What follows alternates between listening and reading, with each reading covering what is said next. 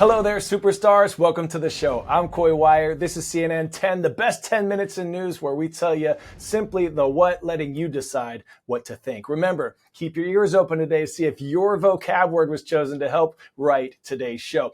We start today talking about math. According to a global exam for 15-year-olds, students around the world experienced an unprecedented drop in math scores since the last time this test was taken in 2018. Now, normally, these assessments are taken every 3 years by the Organization for Economic Cooperation and Development, but it was pushed back due to the COVID-19 pandemic. In the United States, students ranked 28th in mathematics out of the 37 participating countries. The U.S. did have stronger performances in reading and science, ranking 6th in reading, 12th in science. U.S. Secretary of Education Miguel Cardona praised the country's investments in education, but acknowledged that improvement is needed, specifically pointing to mathematics, saying, quote, "We need a math revolution." Next up, some news that could completely change the landscape of college athletics. NCAA President Charlie Baker is proposing a change that would allow top Division I schools to pay their student athletes directly, sort of like employees, for the first time ever. In a letter to member schools, Baker suggests creating a new subdivision that schools can opt into, one that would require these institutions to compensate at least half of their student athletes. In the proposal, some athletes can earn a minimum of $30,000 per year. This would be on top of any scholarship money the student athletes may already be receiving. This would also be on top of any money the student athlete might make from personal NIL deals. NIL, or name, image, and likeness deals, are fairly new.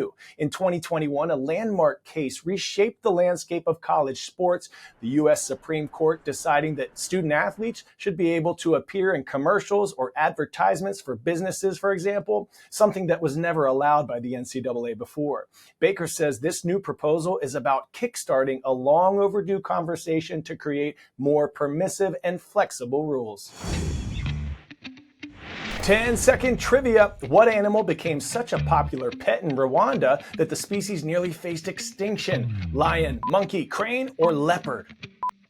The gray-crowned crane is your answer here, becoming a status symbol, appearing in gardens of hotels and at private homes. There were only 300 left in 2012, but local conservation efforts are aimed at helping the crane make a comeback.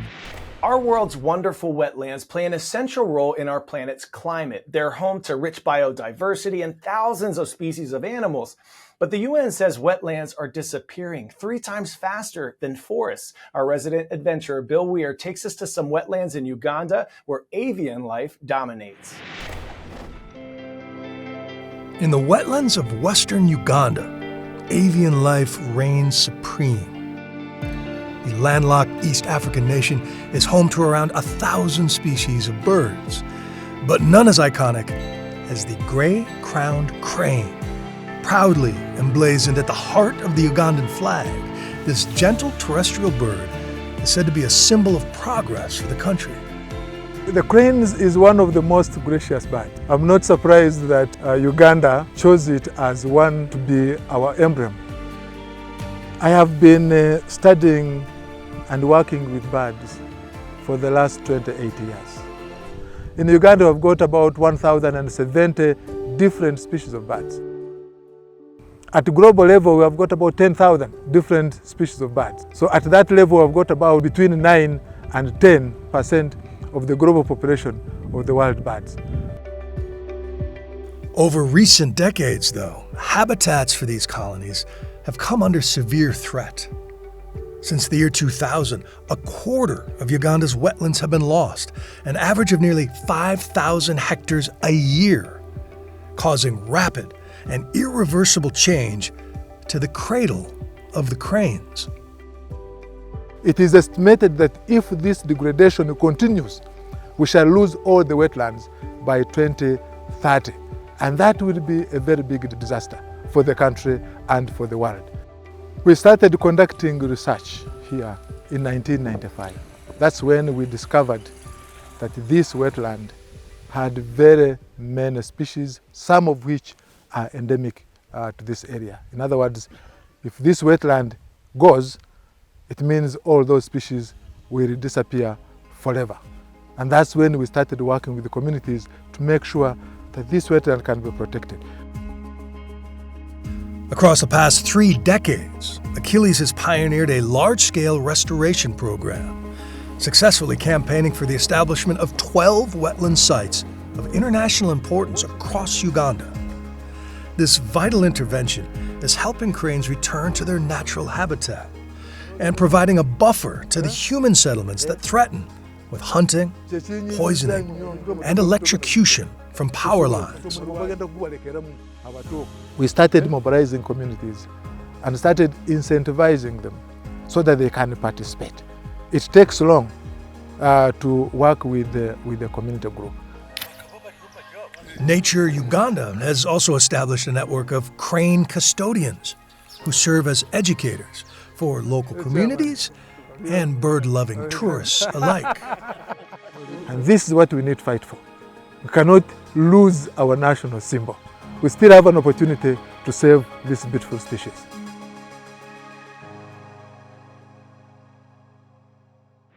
Have you ever heard of ghost kitchens? And we're not talking about some haunted kitchen. It's a term used when talking about online-only restaurants. There's no brick and mortar location where you can go in, order your food, have a seat, and eat. During the pandemic, these ghost kitchens were extremely popular, especially when it came to the high demand of food delivery service. There were such high hopes for ghost kitchens that they were expected to make up more than 20% of the restaurant industry by 2025. Over $6 billion were invested in ghost kitchens during the pandemic, but now I guess you could say that ghost kitchens are being ghosted. More and more consumers want to get out and eat at restaurants in person, and they want to see where they're getting their food from. Some prognosticators warned that businesses like ghost kitchens, Zoom, Peloton, Instacart, which boomed during the pandemic, might see a major downtick as consumers would want to probably return to their old habits.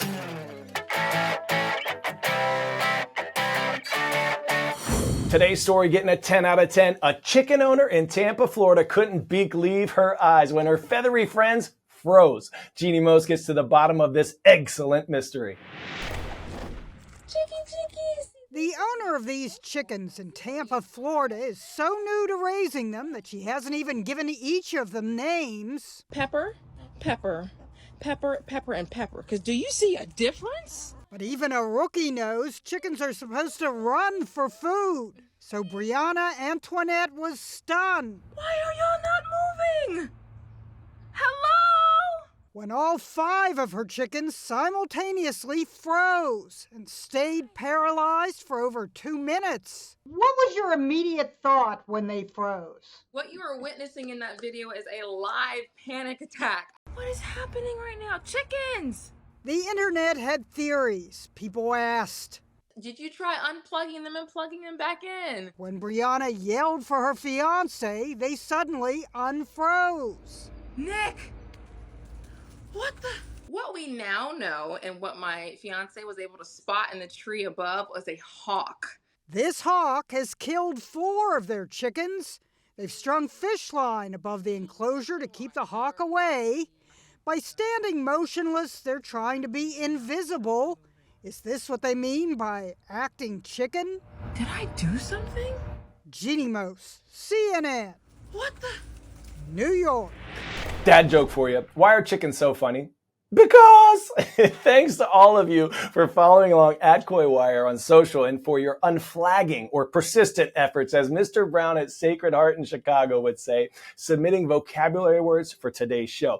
Today's word was submitted by Kendall Hoffman in Mr. Losh's class at Lincoln View High School in Van Wert, Ohio. Prognosticator, a noun for a person who foretells or prophesies a future event. Thanks for boosting our vocab. Today's shout out goes to the Hornets at St. Elizabeth R4 School in St. Elizabeth, Missouri. Keep buzzing, baby. And shout out to Franklin Middle School in Cedar Rapids, Iowa. Go Thunderbolts. I'm Coy. Thanks for being with us today. See you tomorrow so we can finish this week strong.